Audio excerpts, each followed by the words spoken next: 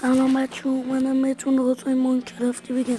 بچه ها ببینید اسکلتون رو میذاریم اینجا، اونجا آفتاب از اینجا داره کتک میخوره، مگه میشه؟ بعد حالا میذاریم اینجا، آفتاب اونجاست، 6 تا بلاک رفتم بالا، یه دونه گذاشتم سرش نمیمیره. بعد کریپر هستن تمام خونه هاتون رو میتره کنن. یه گربه فقط لازمه بذارید دم در خونتون، کریپر جرئت نمیکنه بیاد دم در خونتون. یه گربه میذاری میترسن، میبینید خیلی ترسونه، گربه میترسن، ما دوید میترسن، مگه میشه؟ بعدش هم میبینید واقعا میترسن. من اومدن اینجا جمع شدن گذاشتم، بعد میزنمشون برم اون بر، خودشون سریع در میرن. میبینید طبق همه ویدیو هم که ترکوندن همیشه حرفم اول ماجرا رو میزنیم، TNT رو برمیداریم، استون بلاک هم برمیداریم. خب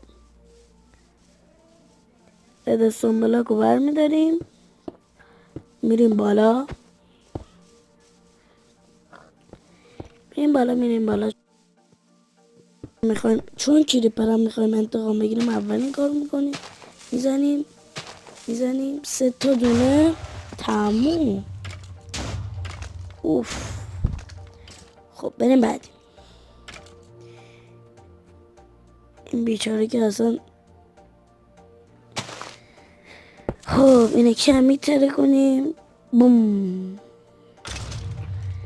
این بیچاره هم که اصلا دیگه وجود نداره، ولی خب ما با جایگاهش هم میتره کنیم. بترک بالا هم بتره کنیم. خب دیگه داره کم کم تمام میشه.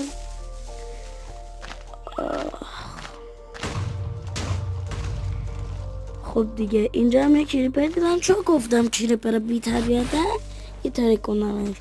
تا ویدیوهای بعدی شما به خدا بزرگ میسپارم.